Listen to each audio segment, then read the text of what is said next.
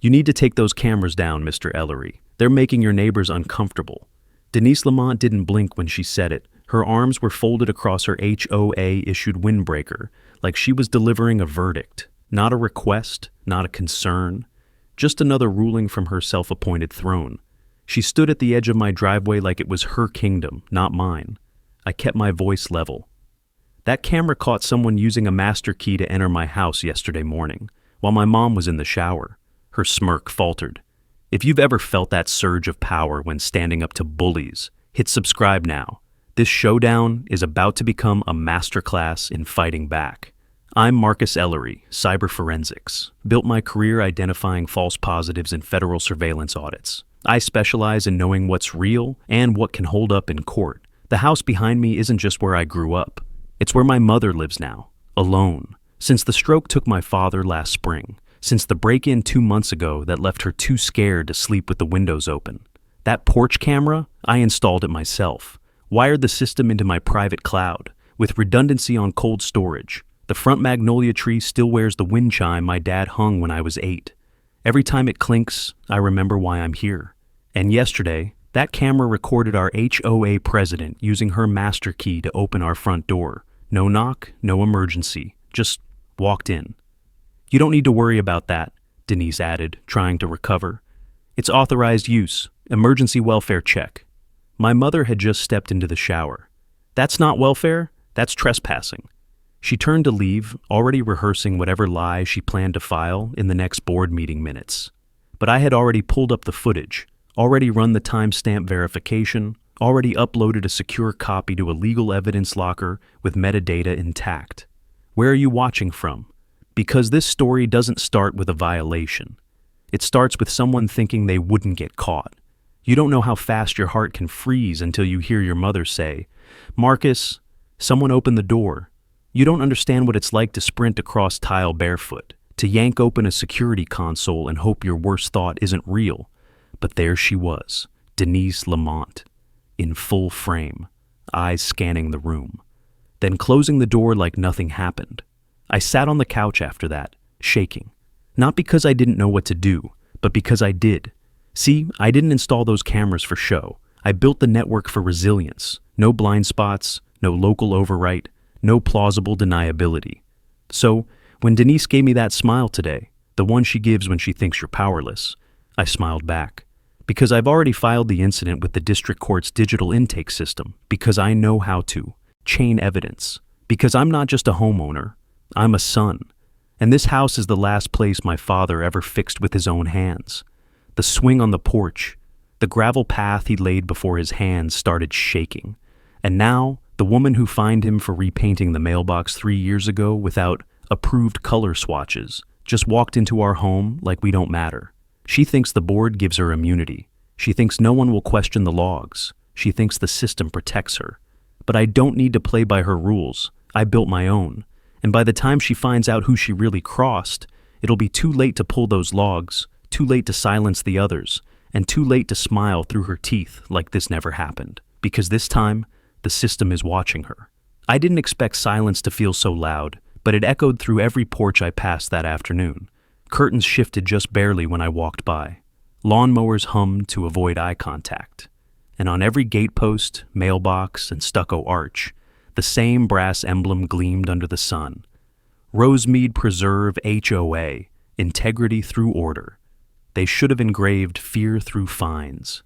I wasn't the first one to be targeted, and I knew it. The difference was, I had proof, and I wasn't about to stay quiet. The HOA had been pushing a new narrative about visual uniformity. That meant no porch swings, no flags, no wind chimes, no holiday lights before the 1st of December. And recently, no exterior security cameras without board approval, which meant Denise approval. Just last month, I'd watched her humiliate old Mr. Barons at a Saturday potluck for having unlicensed bird feeders. He's 92. The man just wanted to watch finches while eating soup. She fined him $75. He paid it quietly and stopped showing up to events. At the community park, I found Mrs. Tran from 3 houses over, tending the flower bed under the pergola. She used to talk to my mom every week after book club. When she saw me, her eyes flickered to the street, then back. "Hey," I said, keeping my voice low. You heard anything about camera rules changing recently? She shook her head. Only what Denise said last month, that they cause neighborhood tension, that she's working on a vote. There was no vote. Mrs. Tran hesitated, dirt on her gloves, a flat trowel hovering above the soil. My niece had cameras too. Someone came by while she was out. Noticed the front door ajar when she got home, but nothing was missing. Still took them down next day. You think that was HOA? I think people are scared of asking that question. I thanked her and walked on, but my chest was tight. This wasn't about property values. This wasn't about rules. This was about fear. People were getting visited, monitored, intimidated. And the second someone pushed back, the HOA manufactured a violation. A week before my father's stroke, they'd fined him for keeping his tool bench visible through the garage window. Not messy, just visible. That's when I started keeping records. At the tennis courts, I spotted Ravi, one of the younger dads in the neighborhood. He was taping up a net that had sagged from last week's storm. We'd only spoken a few times, passing nods mostly. But I figured it was worth the ask. Hey Ravi, has the board been hitting you with anything lately? He gave me a tight laugh. Depends which week. Security stuff? His smile vanished. They cited me for putting up a ring cam last fall. Said it was a privacy hazard. Did you fight it? Didn't bother. I've got 3 kids. Denise made it sound like I was the problem. I just turned off the notifications and left it up as a dummy. I nodded. You ever get anyone entering your property without notice? His hand paused mid-tape. Why do you ask? I've got video. He didn't ask for details, didn't want them. Just patted the net and said, if you're planning anything, be careful. People talk. That was the thing. People talked, but only in whispers. Everyone had a story. Everyone had a fine. Everyone had bent the knee. But I wasn't everyone. Denise had gotten too comfortable. The HOA board had grown used to quiet compliance. They held meetings during work hours. They buried rule changes in newsletters no one read. They claimed emergency powers no one voted on. They thought silence meant consent, but silence just meant someone was watching.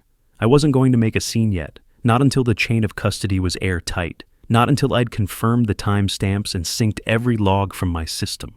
But I needed to understand the battlefield. And the more I saw, the more I realized this wasn't just about me.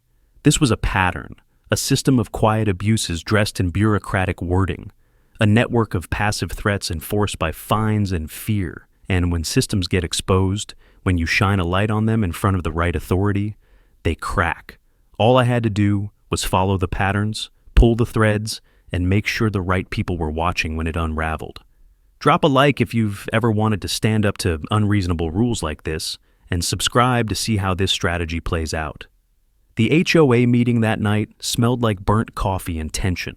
Folding chairs creaked as residents filed into the community center's multi-purpose room, each of us carrying quiet grievances and fake smiles. Denise stood at the front with her usual clipboard and that same synthetic authority in her posture, chin high, arms crossed, eyes already scanning for dissension. And sitting 2 seats from the end of the board table, in a slate gray sweater vest, was Alan Sipes. He barely looked up. I took a seat near the back, behind the snack table no one dared touch. My goal wasn't to speak, not yet, just to watch. Let's call this meeting to order, Denise began. Agenda items include lawn maintenance compliance, exterior decor policy updates, and a reminder that non-board approved surveillance equipment remains prohibited. There it was. No vote, no discussion. Just a reminder. A woman to my left leaned toward her husband but didn't speak. He gave her a warning glance. I wasn't the only one seething quietly. Before we move on, Denise continued, flipping to the next page, I'd like to commend our treasurer, Mr. Sipes, for compiling last quarter's budget review. Alan looked up like he'd been called from underwater. His mouth twitched in an awkward half-smile as he gave a stiff nod. His fingers fidgeted with the corner of the printout in front of him. Crease, fold, uncrease, repeat. That's when I saw it, the hesitation. When Denise mentioned the master key protocol, Alan's jaw clenched, just for a moment. His eyes flicked to her, then down to the table. One leg bounced under his seat. The others didn't notice. But I watch people for a living. Alan wasn't comfortable. The meeting dragged on through policy babble, paint color disputes, fence height exemptions, but Alan said almost nothing. When it came time to vote on a new fine escalation schedule, Denise barely paused before saying, "All in favor?" and lifting her hand. 3 others followed. Alan didn't move. "Alan," she prompted, sugar in her tone, vinegar behind her eyes. He blinked. "I abstain." Silence fell for a second too long. Then Denise moved on like nothing happened. After adjournment, I waited by the exit. Residents trickled out, murmuring polite goodbyes. Alan came out last, alone. He nearly flinched when he saw me. "Mr. Ellery," he said, adjusting his glasses, voice thin. "Evening. You looked like you wanted to say something back there." His mouth opened, then closed. "It's not that simple." "No, it's not," I said. "But what she's doing, that's unlawful entry. You know that, right?" He shifted his weight, eyes darting to the empty hall behind me. "You should file a formal complaint if you feel something was inappropriate. I already have, with the court that made him stop. Alan, I saw the footage," I added quietly. "She used the master key. My mother was in the house." He looked sick. "I told them we shouldn't have access unless it was emergency only. She said it was for resident safety, welfare checks. And she didn't even knock." He rubbed a hand over his face. For a second, the mask cracked. There was shame in his eyes. Not guilt. Shame. The kind you feel when you've let something go on too long. "Why haven't you said anything?" I asked. "Because I still live here," he said, voice tight. "And because if I say the wrong thing, it's not just Denise I have to worry about. It's everyone she's convinced," I nodded. "Then maybe don't say anything, yet." That got a flicker of curiosity. "I'm not asking you to take a side," I said. "I'm asking you to remember which side the law's on when the questions start." He didn't respond, just nodded faintly and turned down the sidewalk. But that was enough. He hadn't denied it, and he sure as hell wasn't standing with her. The cracks were forming. Denise didn't know it yet, but her foundation was already shifting beneath her. Alan Sipes was the first fisher, and if he moved, others would follow. Ever seen someone wrestle with doing the right thing in a room full of silence? Drop a like if you've watched power start to crack from the inside, and hit subscribe to see what Alan does next. This isn't over. The violation notice was taped to our door the next morning, sealed in one of those smug plastic sleeves like a trophy. "Final warning, non-compliant exterior surveillance equipment," it read in bold red font. I barely finished reading it before my mother called from the kitchen, voice shaking. "Marcus, they said we're being fined again." I took the paper inside. The fine had doubled. They'd backdated it a week. Denise hadn't even bothered with an official vote. Just a printed template and the confidence that no one would question her. But I would. I scanned the QR code at the bottom. It linked to the HOA portal, poorly secured, still using SHA-1, hashing on logins. The camera ban hadn't passed any formal vote. There was no meeting agenda listing, no minutes, no recorded approval. Just a line tucked into an Amendments in Progress section, labeled Emergency Discretion. She was making it all up, and using the HOA seal like a sword. My phone buzzed, a message from Denise. "Please refer to Article 4C. Continued noncompliance will result in lien filing. Thank you for your cooperation." Cooperation. The way she said it made it sound like surrender. I forwarded the violation to my archive system and activated a time sync module to match it with all previous correspondence. I wasn't just collecting paper trails. I was building a map of every misuse, every threat, every fine fabricated without oversight. And if she wanted to keep escalating, she'd be escalating into a corner I'd already wired with tripwires. I walked out to the curb where the cameras were installed. One faced the porch swing, my dad's swing. The one he used to oil every spring before his hands started trembling. He'd sit there with a book and let the breeze carry the scent of magnolia blossoms. The same blossoms that still bloomed despite everything. The idea of removing those cameras, stripping away the last layer of protection my mother had left, made something in my chest twist. I turned to find Ravi walking past with his son on a scooter. He paused when he saw me. "Another violation?" he asked quietly. "Yeah, doubled fine. No real vote, just more paper dressed up as law." He glanced at the cameras, then at the notice still in my hand. She did the same thing to me last year. Said my camera was a visual intrusion. Never saw a vote, just woke up one morning and got fined. You ever check the bylaws? He shook his head. Didn't think I could fight it. I held up the notice. She's bluffing. There's nothing binding behind this, just scare tactics. Ravi looked around, lowered his voice. Be careful. She's got people on the board who back her blindly. I think some of them don't even know what they're approving anymore. I don't need them to know. I just need a judge who does. He gave me a half smile. You sound like you've got a plan. I do. Because now it was obvious. Denise wasn't just bending rules. She was rewriting them mid-game. No board approval, no transparency. Just forged authority backed by fear. And fear stops working the moment someone pushes back. Back inside, I sat at my workstation and opened the admin console for the surveillance network. Denise had triggered an event, and I had the digital footprint. The doorbell cam timestamp matched the entry log. Her face, her hand on the knob, her entry. My mother's startled voice, barely audible through the interior mic. That footage was already duplicated across 3 encrypted nodes. But that wasn't enough.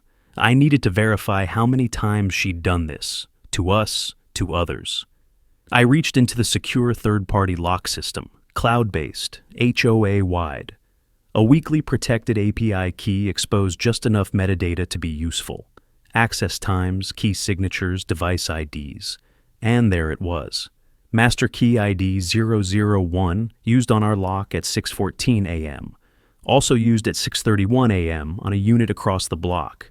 This wasn't isolated, she'd been making rounds. I felt the cold clarity settle over me. Not rage, not panic, just focus. I flagged the entries and matched the times to my system's logs. I was one link closer to proving that this wasn't oversight. It was a pattern. By nightfall, I'd gone from cautious to certain. This wasn't Denise overstepping once. It was protocol, her own personal system of quiet control, masked as HOA policy. I pulled up the digital access logs again. The third-party lock system the HOA used wasn't as secure as they liked to think. Their vendor's admin panel hadn't updated to 2-factor authentication. And once you're inside, metadata becomes a roadmap. Entry events, timestamps, device serials. No video, no audio, just cold data. And that's where people think they're safe. They're not. I cross-referenced the times from our door with access records from 4 other homes. They lined up within a 30-minute window. Same master key, same device ID, same lack of resident authorization. One of the entries belonged to Mr. Behrens, the man who got fined for bird feeders. I didn't even need to ask why Denise might be targeting him. Control wasn't about logic. It was about conditioning, and people like Denise didn't need reasons when fear worked better. I pinged a few remote sensors embedded in our camera's subsystem, all clean. Footage synced and intact. I opened my secure chain of custody toolkit and began layering in the timestamps from the lock logs, assigning hash values to each individual event.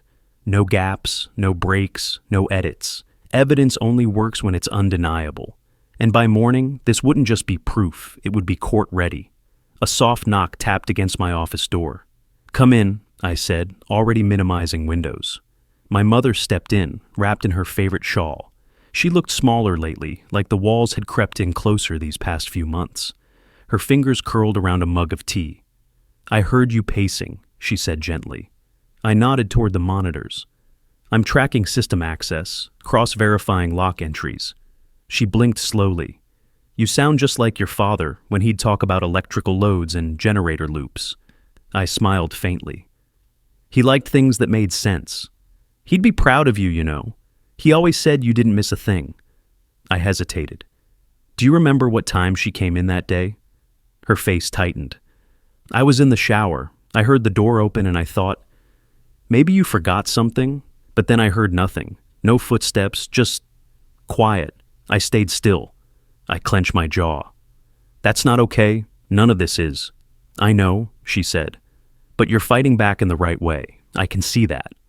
After she left, I sat there for a long time, watching the camera feed. Porch swing still, magnolia petals drifting in the breeze. The swing had been his last real project. He refinished it the spring before the stroke. Took him weeks. Sand, stain, polish. I'd offered to help, but he'd waved me off. "It's not for the house," he said. "It's for her, for when I can't." And now, the woman he built it for had to double lock the door in her own home. Number? That wasn't going to stand. I went back to the logs. Denise had used that master key more than anyone realized. Not just ours, not just Mr. Barron's.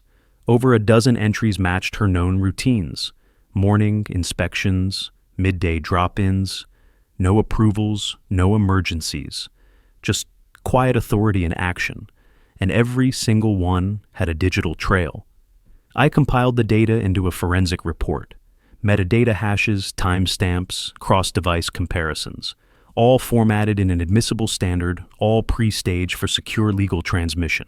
I named the case file Unauthorized Access, HOA Pattern, because this wasn't about one entry, it was about a pattern of abuse. Tomorrow, I'd submit the entire packet to the local court via their digital intake system, not as a complaint, as a preliminary evidence file. That would trigger a time-stamped filing and preserve all rights for escalation. She had walked into our house like it was hers, but the moment that file hit the server, it would be my system that walked into hers. The file was live by 9 a.m., submitted, certified, and time-stamped through the district court's digital intake system. The case number blinked on my screen like a loaded round in the chamber, and just like that, Denise Lamont was under judicial observation. I didn't call attention to it, didn't post, didn't confront, didn't give her a chance to pivot. I knew how predators worked. Noise gave them time to spin. But silence cornered them. The court wouldn't act immediately. I knew the process. Intake clerks would review, assess the attached evidence package, flag it for potential criminal mischief.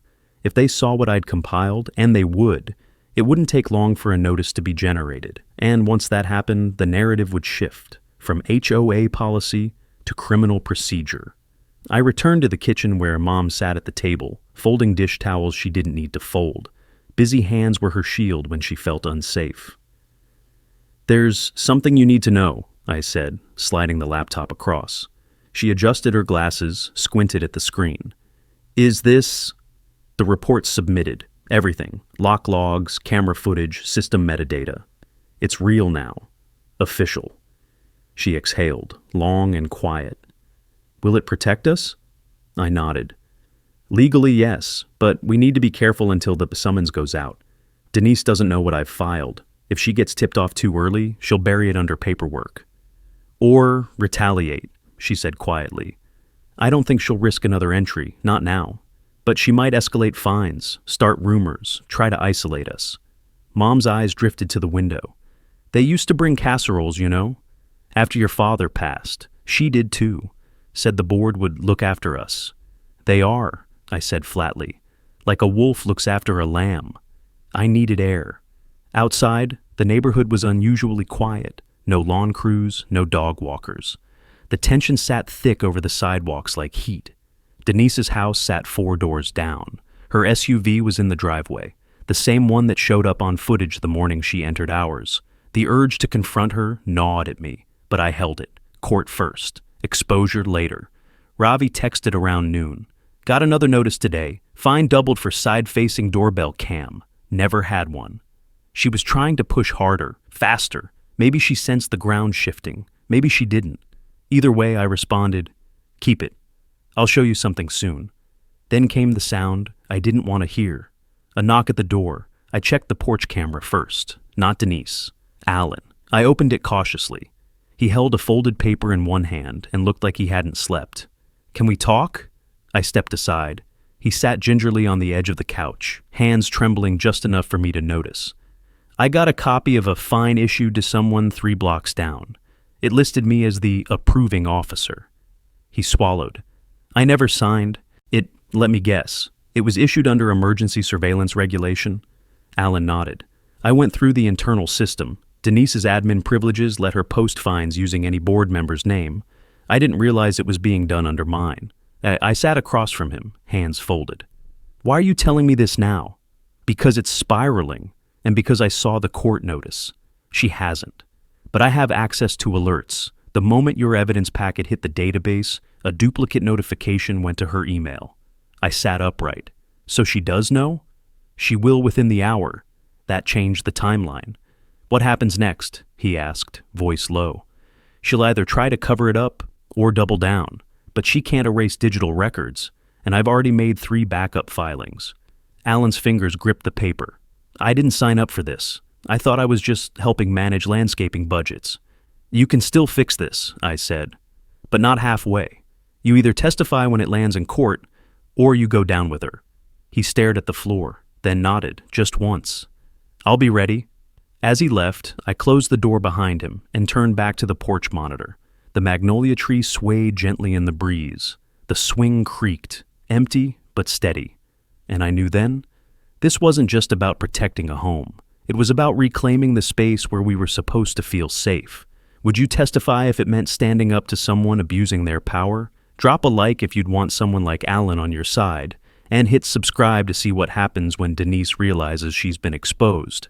Alan showed up again 2 days later, this time without the paper, without the pretense. He looked like a man who'd finally stopped pretending he didn't know which side he was on. I made a copy, he said the second I opened the door, of the internal memo logs. From the HOA's admin panel, I stepped back and let him in. He clutched a thumb drive like it weighed 100 pounds. She's been falsifying meeting minutes, he said. Whole votes, attendance sheets, even the amendment log for the surveillance policy.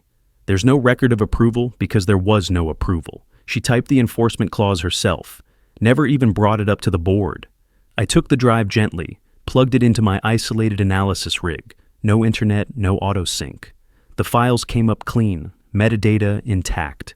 Dated logs, access history, and a full timestamp trail tracing every change back to her admin login. You sure about this? I asked. Alan rubbed his eyes. She made me approve last quarter's fine increases without showing me the ledger. Said she'd clean it up later. That's when I started saving copies. I didn't know what she was doing at the time, but I knew it wasn't right. I exhaled slowly, keeping my reaction measured.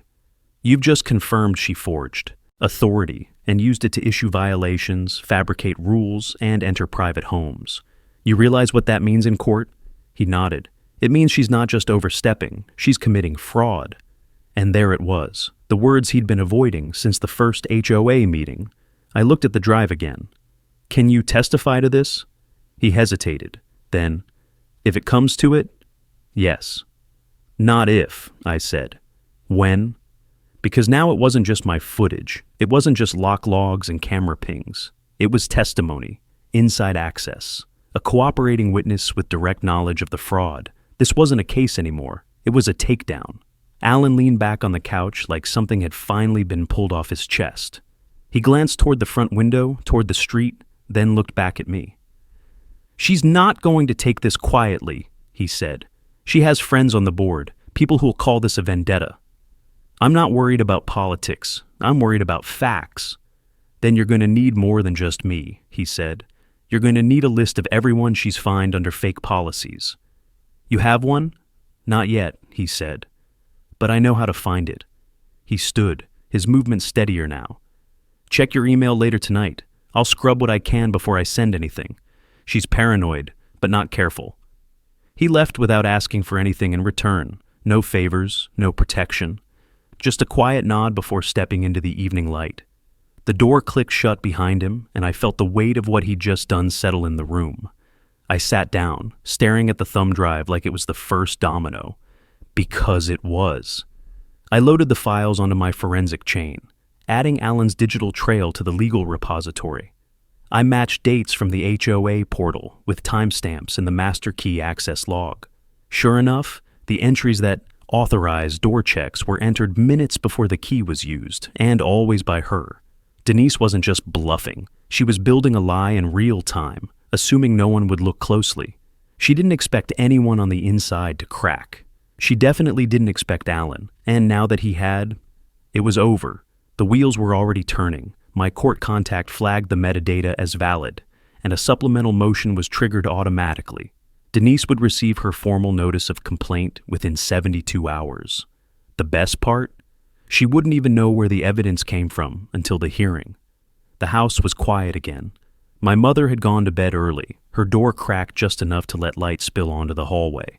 I looked out through the blinds at the magnolia tree, swaying like it had done every spring since I was a kid. The porch swing moved with the breeze. Still here, still standing, just like us. I woke to an encrypted message in my inbox. Alan had delivered. The file was clean, zipped under password lock, and accompanied by a brief note, compiled from 6 months of records. Cross-check these names with your footage logs and lock access data. There's more. I'll keep pulling.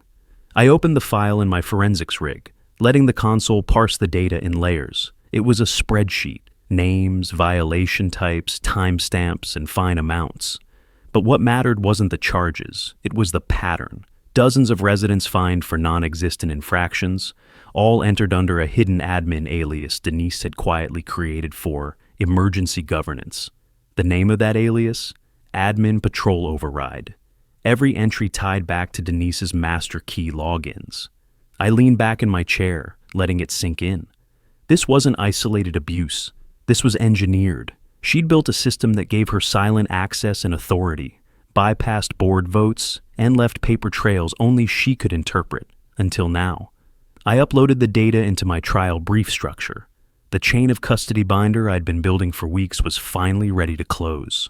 I ran the metadata through validation again, checked for timestamp manipulation, hashed each file, and inserted them into the certified submission chain. Now, it wasn't just a list, it was court-proof, but I wasn't done. I needed a second pillar to anchor this case. Denise could claim Alan was bitter. She could claim I doctored footage. But systems don't lie. Not if you know how to read them. So, I set to work reconstructing a visual timeline, a minute-by-minute overlay of footage, lock logs, admin entries, and violation notices, all synced to a master clock. I called it the timeline of entry. At 6:14 a.m., Denise used master key IDs 001 to enter our home. At 6:15, our door cam captured her entering. At 6:17, the HOA portal registered a backdated violation for exterior surveillance. By 6:30, a digital printout was generated and set for delivery. I repeated the same sequence for 4 other houses. Each one lined up. She hadn't just broken in, she manufactured justification after the fact. My next move was simple but critical. I contacted a digital integrity consultant, a former federal compliance officer I'd worked with before, sent him a scrubbed version of the timeline, and asked for peer review. He'd sign off on the methodology within 48 hours. With that, my strategy hit its final phase: court, witness, expert validation, internal leak. It wasn't just one path to takedown, it was 4. I paced the living room as the sun hit the porch. My mother's teacup sat on the table next to the swing, half full. She must have slipped outside while I worked. I opened the door to find her staring at the magnolia tree, lips pressed into a soft smile. "She used to clip blossoms from this tree," she said. "Put them in glass jars around the house. Said it reminded her that roots matter more than petals." I sat beside her. "She? Your grandmother. Back when the HOA didn't exist, when people knocked on doors before. Showing up with rules," I nodded. "Things are about to change again." She looked at me, eyes steady. "Are you sure it'll work?" "Yes," I said. "I've seen their system from the inside, and now I've built something stronger. Not a counterattack, a record. They can't erase it." I wasn't just fighting Denise. I was disarming the machine she built. By nightfall, the consultant returned his verdict. Timeline methodology verified. No anomalies detected.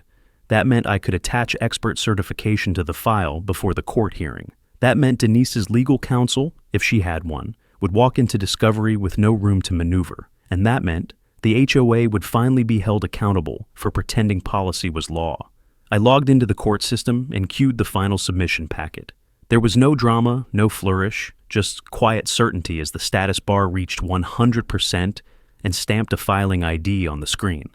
Packet received, review pending. It was done. She'd used her master key on our door, but I had just used mine, on hers. 2 days passed in quiet tension. Not a word from Denise. Not a fine. Not a veiled message. Just stillness, which, coming from her, was louder than any accusation. She was regrouping, probably combing through logs, hunting for traces, trying to figure out how deep the hole went before anyone else could. But the hole wasn't hers to fill anymore. The court portal pinged my inbox at 10:03 a.m. Complaint received and acknowledged. Preliminary hearing scheduled. Respondent notification issued. The dominoes had officially started to fall. I stood in the kitchen, reading the line again and again while the kettle hissed behind me. For weeks I'd been building this moment, brick by brick, as bite by bite. And now it was real. She couldn't backpedal. She couldn't revoke anything. The system had caught her. By afternoon, Alan texted. She knows, got the notification, emergency board meeting tonight at 6. I didn't respond, not yet. Instead, I went into full prep mode. I needed to make sure every line of evidence was triple secured. The footage, the lock logs, Alan's memo trail, the timeline spreadsheet, the expert certification. All of it now existed in 3 forms: local drives, encrypted cloud backups, and a secondary evidence chain uploaded to a legal repository I'd once built for a former government audit. That meant even if Denise tried to purge HOA systems or corrupt digital entries, the forensic versions would stand. Untouched, traceable, admissible. Next came outreach. I contacted 3 neighbors discreetly, Ravi, Mrs. Tran, and an older woman named Mrs. Keating, whose home Denise had entered last fall during a supposed power outage. I didn't show them everything, just enough. Enough to see their eyebrows rise. Enough to hear the sharp, quiet words. That explains it. I didn't ask them to testify. I didn't need to. I only asked if they'd be willing to file written statements with the court's neighborhood harm protocol. Informal affidavits. No courtroom, no exposure, just verification from the people who'd lived under her silent rules. All 3 agreed. By 4 p.m., I had 2 signed PDFs and 1 verbal confirmation on record. I folded them into the evidence packet and updated the court portal. The system acknowledged receipt instantly. At 4:23 p.m., I got another message from Alan. She's trying to push the board to issue a statement calling this a targeted defamation effort. Will it work? I replied. Not unless she bribes them. 2 of the board members are already spooked. They want nothing to do with this. Perfect. That meant her control was cracking from within. And fear, once turned inward, is a beautiful thing, because it doesn't organize. It isolates. As the HOA meeting loomed, I made one last adjustment. I prepped a controlled media file, 1 short clip of her entering our home, time-stamped and authenticated. I didn't plan to use it unless I had to, but it would serve as my fail-safe. If she tried to spin the narrative publicly, I could make the truth visible within seconds. I watched it one more time, the moment she turned the doorknob, the exact second she walked in. The creak of the hinge, the stillness, my mother's voice calling out, the door closing behind her without a word. That wasn't governance, that was trespassing, the kind of thing people go to court over, the kind of thing judges don't look kindly upon, especially when there's proof. When the sun began to dip low, I stepped out onto the porch. The magnolia tree cast soft shadows across the walkway. The swing creaked faintly behind me. My father's work still held, even after all this time. I looked toward Denise's house, saw lights flickering behind closed blinds. People would be gathering soon. Whispers would grow louder, and when they finally saw the full story, it wouldn't just be Denise on trial, it would be the system she built. I went back inside and zipped the final briefing archive. Then I opened a blank message, addressed it to the court-appointed liaison, and typed just 2 words. If you've ever built something quietly while your enemy thought they were still in control, you know this feeling. Drop a like if you're ready to see justice unfold, and hit subscribe so you don't miss the moment Denise's empire finally cracks. The community center parking lot was full before sunset. Neighbors who hadn't attended an HOA meeting in years now filed in with folded arms and narrowed eyes. No potluck tables, no lemonade, just tension you could taste. Denise's silver SUV was already in her reserve spot, gleaming like it owned the blacktop. Inside, folding chairs were set in straight rows facing the board table.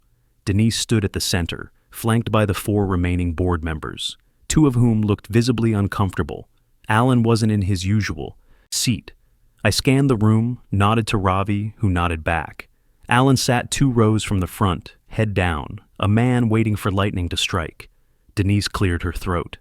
This emergency session of the Rosemead Preserve HOA is called to address a recent incident involving misrepresentation, Data theft and slander against this board, she announced. Her voice was loud, crisp, and full of venom, disguised as protocol. I didn't flinch. I just sat in the second row, hands folded. A certain resident, she continued, has filed a complaint with the court alleging unlawful entry and abuse of administrative privilege. These allegations are entirely baseless. We are considering a cease and desist. She didn't say my name, but everyone looked at me. She kept going, words curling into herself. The footage has been manipulated. The log entries were stolen from our system. The claims are clearly designed to disrupt this community and destabilize the board's work. I'd like to speak, I said calmly. Denise froze, not because I asked, but because I didn't ask for permission. I just spoke. The room turned. This isn't slander. This is a court-reviewed case, now in formal discovery. Your complaint about slander has no standing, while the judge is reviewing the evidence you submitted. I haven't submitted anything. You did, I said, opening my phone and tapping a screen. Your digital signature confirmed receipt of the filing notification, 71 hours ago. Murmurs spread across the room. I continued. Denise used the HOA's master key to enter my home while my mother was in the shower. There is footage. There is metadata. There are lock logs, board documents, and internal memos confirming unauthorized access. And Alan, I nodded toward him, can verify that much of what's been filed under your name was never approved by vote. Alan stood slowly. She forged minutes, he said, his voice quiet but unshaking. She used board authority without consent. She created a hidden admin profile to generate fines. Denise snapped, Alan, you're mistaken. Those were emergency powers. There's no such clause in our bylaws, he cut in. I checked. 3 times. A woman from the back stood. So you did enter their house? Denise's jaw worked, words trying to form. There was concern about safety. I pulled my phone back up. Here's the entry timestamp. 6:14 a.m., no emergency call, no wellness check, just quiet entry. My mother was in a towel. Gasps, audible, real. Denise slammed a binder shut. You're manipulating this. The judge doesn't think so, I said, voice flat. Because they approved a formal review of the evidence. You'll be required to respond, under oath. Alan stepped forward. I resigned from this board, effective immediately. Another board member followed. Same here? Denise's face paled, lips parted. You're all just going to abandon? We're not abandoning anything, the second said. We're choosing not to protect someone who's been using power like a weapon. The room went quiet. Denise picked up her clipboard, hands shaking. This meeting is adjourned. You don't have the authority, someone shouted. She left in silence. I stood there, letting the moment hang in the air, letting everyone feel it. Drop a like if you've ever wanted to see a bully get cornered by the truth, I said softly. And hit subscribe, because this isn't the ending. The reckoning's just begun. She didn't show up to the hearing. The county courthouse echoed with the kind of silence only serious things make. Polished tile, brass accents, a seal of the state above the judge's bench, and Denise Lamont's chair. Empty. Her attorney sat stiffly at the respondent's table, papers neat, expression unreadable. But he was alone. The judge looked at the clock, then back down at the docket. This is case number 2025-CVI-19873, Ellery v. Lamont. Respondent has failed to appear. Counsel, the lawyer cleared his throat. Your Honor, Ms. Lamont received notice. She chose not to attend. Very well, the judge replied, expression flat. Mr. Ellery, you may proceed.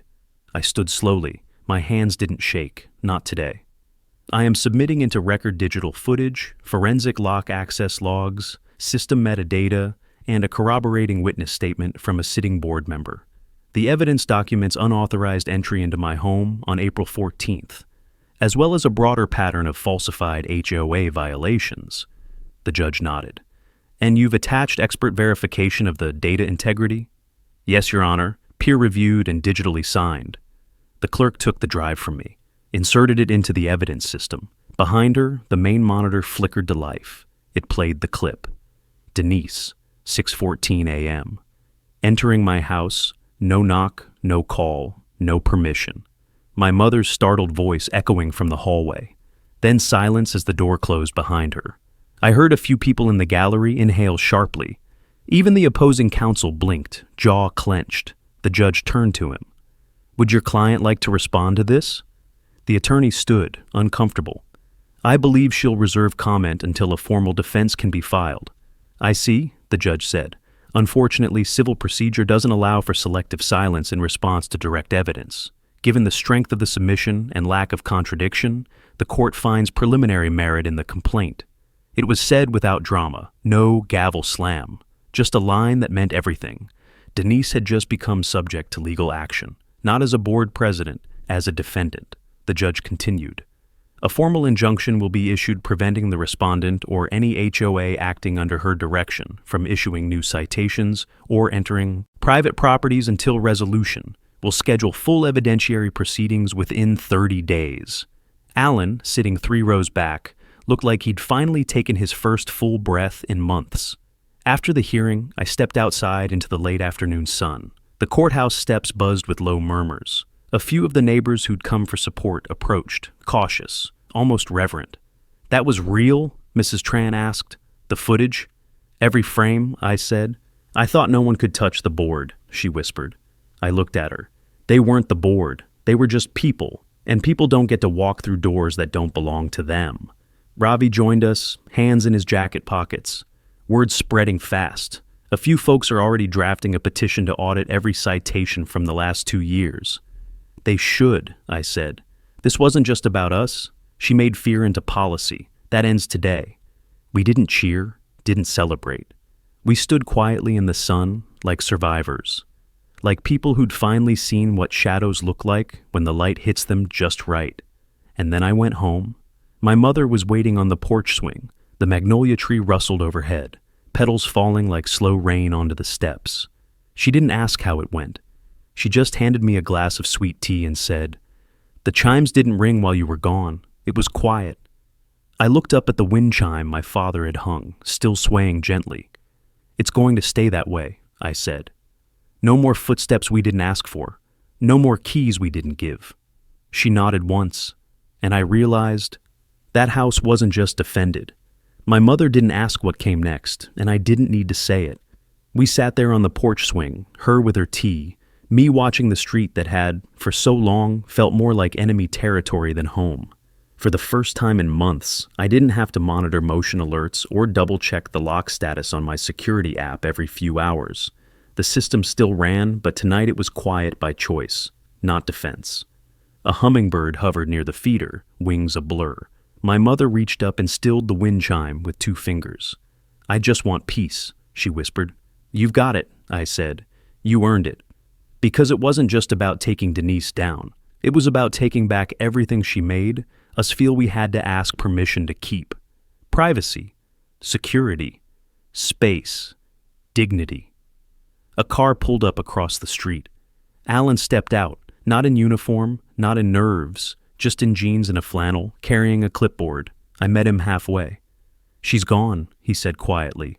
"Resigned formally this morning. Attorney filed it before the ink dried on her court notice. She won't be contesting anything." "Good," I replied. "She shouldn't. There's more." He handed me the clipboard. "Special election next month. We're rewriting the bylaws. No masters. Key access without law enforcement or emergency medical presence. Mandatory vote transparency, quarterly audits, everything we talked about." I skimmed the draft. It wasn't perfect, but it was honest. "She'll fight it from the sidelines," I said. Alan shrugged. "Let her. She's not behind the gate anymore." Behind us, a few neighbors had started gathering. Not in fear this time, but in quiet mutual understanding. Ravi had a printout. Mrs. Keating held a pen. Even Mr. Barons showed up with a cane and a signature ready. Nobody spoke in speeches. Nobody needed to. They were here to sign. It wasn't the kind of victory that came with headlines, but it was the kind that would hold, not through force, but through design, through structure that couldn't be hijacked by one person with a clipboard and a God complex. We'd replace silence with process, fear with evidence, compliance with truth. Later that evening, I walked the neighborhood. Not patrolling, just walking. past houses I'd grown up around but never really known until the HOA made enemies of us all. Past porch lights that flicked on as I approached, not to warn me, but to welcome. At the far edge of the subdivision, near the stormwater retention pond, I found the last camera I'd installed during the height of everything. Hidden under the eave of an old oak, its red light blinked steadily. I reached up, pulled it down, and turned off the feed. Not because we didn't need it, but because we didn't need to fear anymore. When I got home, Mom was in the kitchen, lighting a candle near the window. She didn't ask me what I'd done. She just smiled when she saw the camera in my hand. "Maybe keep it in the drawer," she said, "just in case." I nodded. "But we won't need it." And for the first time, I truly believed that. Before bed, I uploaded one last update to the case file. A closing summary with all final timestamps, resolution confirmations, and withdrawal of active surveillance alerts. The court system pinged back. Resolution acknowledged. Civil review complete. Compliance standards pending board reform. One sentence. But it echoed louder than all of Denise's threats combined. My name wouldn't go on a plaque, but my evidence went into law. And that swing on the porch, still creaking gently in the breeze, the one my father built with his hands, it finally felt like it belonged to us again. All of it did. If you want more stories of homeowners standing up to HOA tyranny, hit subscribe right now, share your story in the comments, and let me know where you're watching from.